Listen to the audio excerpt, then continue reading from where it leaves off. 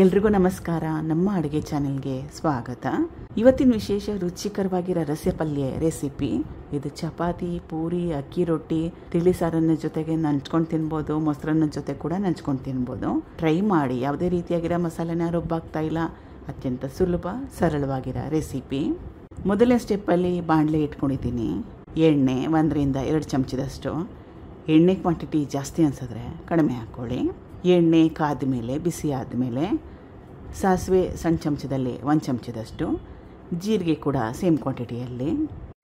ಸಾಸಿವೆ ಸಿಡಿದ ನಂತರ ಕಟ್ ಮಾಡಿ ಇಟ್ಕೊಂಡಿರೋ 1 ದೊಡ್ಡ ಈರುಳ್ಳಿ, ಕರಿಬೇವಿನ ಎಲೆಗಳು. ಈಗ ಈರುಳ್ಳಿ ಸ್ವಲ್ಪ ಮಟ್ಟಕ್ಕಷ್ಟು ಕೆಂಪಾಗಬೇಕು, ಹೊಂಬಣ್ಣ ಬರಬೇಕು, ಹಸಿ ವಾಸನೆ ಹೋಗಬೇಕು, ಅಲ್ಲಿವರೆಗೂ ಬೇಯಿಸ್ಕೋಬೇಕು.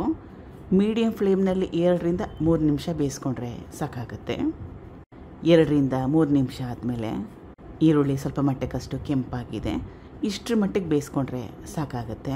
ಚೆನ್ನಾಗಿ ಹಣ್ಣಾಗಿರೋ ಕಟ್ ಮಾಡಿ ಇಟ್ಕೊಂಡಿರೋ ಟೊಮೆಟೊ ಹಾಕೊಂಡ್ಮೇಲೆ ಕಲಿಸ್ಕೊಂಡು ಮತ್ತೊಮ್ಮೆ ಟೊಮೆಟೊ ಮೆತ್ತಗಾಗೋವರೆಗೂ ಬೇಯಿಸ್ಕೋಬೇಕು. ಟೊಮೆಟೊ ಬೇಗ ಬೆಂದೋಗುತ್ತೆ. 2 ನಿಮಿಷ ಬೇಯಿಸ್ಕೊಂಡ್ರೆ ಸಾಕಾಗುತ್ತೆ. ಈಗ ಟೊಮೆಟೊ ಬೆಂದಿದೆ, ಮೆತ್ತಗಾಗಿದೆ. ಬೇರೆ ಪದಾರ್ಥಗಳನ್ನ ಸೇರಿಸ್ಕೊಳ್ತಾ ಇದ್ದೀನಿ. ಇದು ಅರಿಶಿನ ಸ್ವಲ್ಪ, ಬ್ಯಾಡಗಿ ಅಚ್ಕಾರದ ಪುಡಿ 1 ಟೇಬಲ್ ಸ್ಪೂನು, ಧನಿಯಾ ಪುಡಿ 1 ಟೇಬಲ್ ಸ್ಪೂನು. ಬ್ಯಾಡಗಿ ಅಚ್ಕಾರದ ಪುಡಿಯಲ್ಲಿ ಖಾರ ಏನು ಜಾಸ್ತಿ ಇರಲ್ಲ, ಅದಕ್ಕೋಸ್ಕರವಾಗಿ ಸ್ವಲ್ಪ ಕ್ವಾಂಟಿಟಿನ ಜಾಸ್ತಿ ಹಾಕ್ಕೊಳ್ತಾ ಇದ್ದೀನಿ. ಗರಂ ಮಸಾಲ ಸ್ವಲ್ಪ, ಮನೇಲಿದ್ದರೆ ಹಾಕ್ಕೊಳ್ಳಿಲ್ಲ ಅಂದ್ರೂ ಪರವಾಗಿಲ್ಲ. ರುಚಿಗೆ ತಕ್ಕಷ್ಟು ಉಪ್ಪು.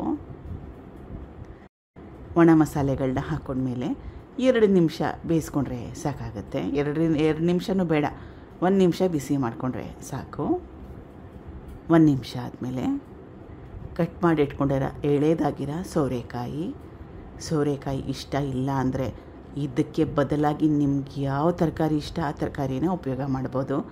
ಹೀರೆಕಾಯಿ, ಪಡವಲಕಾಯಿ, ಎಲೆಕೋಸು, ನಿಮಗೆ ಯಾವ ತರಕಾರಿ ಇಷ್ಟ ಆ ತರಕಾರಿನ ಉಪಯೋಗ ಮಾಡಿ.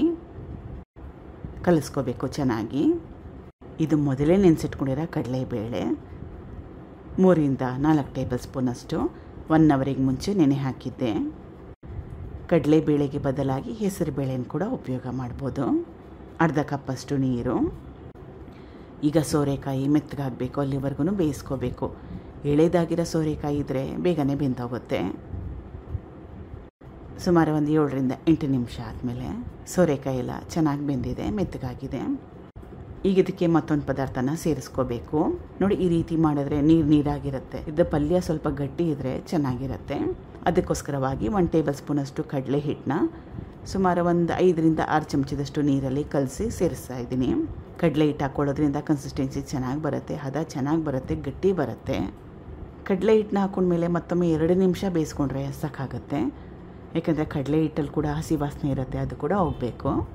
ಯಾವುದೇ ರೀತಿಯಾಗಿರೋ ಮಸಾಲೆನ ಹಾಕ್ತಾಯಿಲ್ಲ. ಸಖತ್ ಟೇಸ್ಟಿ ರುಚಿಕರ. ಅನ್ನಕ್ಕೆ ಕಲಿಸ್ಕೊಂಡು ತಿಂದರೂ ಕೂಡ ಚೆನ್ನಾಗಿತ್ತು, ಟೇಸ್ಟಿಯಾಗಿತ್ತು. ಕೊನೆಯದಾಗಿ ಸಣ್ಣದಾಗಿ ಕಟ್ ಮಾಡಿ ಇಟ್ಕೊಂಡಿರೋ ಕೊತ್ತಂಬರಿ ಸೊಪ್ಪು. ಬೆಳಗ್ಗೆ ಸಮಯ ಇಲ್ಲದಿದ್ದಾಗ ಇದು ಒಂದು ಒಳ್ಳೆಯ ರೆಸಿಪಿ. ಚಪಾತಿ, ಪೂರಿ ಜೊತೆಗೆ, ಆಮೇಲೆ ಅಕ್ಕಿ ರೊಟ್ಟಿ ಎಲ್ಲದ್ರ ಜೊತೆಲೂ ಚೆನ್ನಾಗಿರುತ್ತೆ. ಅನ್ನಕ್ಕೆ ಕೂಡ ಕಲಿಸ್ಕೊಂಡು ತಿನ್ಬೋದು. ಇದು ರಸ ಪಲ್ಯ ಅಲ್ವಾ, ಅನ್ನಕ್ಕೆ ಕೂಡ ಕಲಿಸ್ಕೊಂಡು ತಿನ್ಬೋದು. ಟ್ರೈ ಮಾಡಿ. Thank you for watching. ಧನ್ಯವಾದ.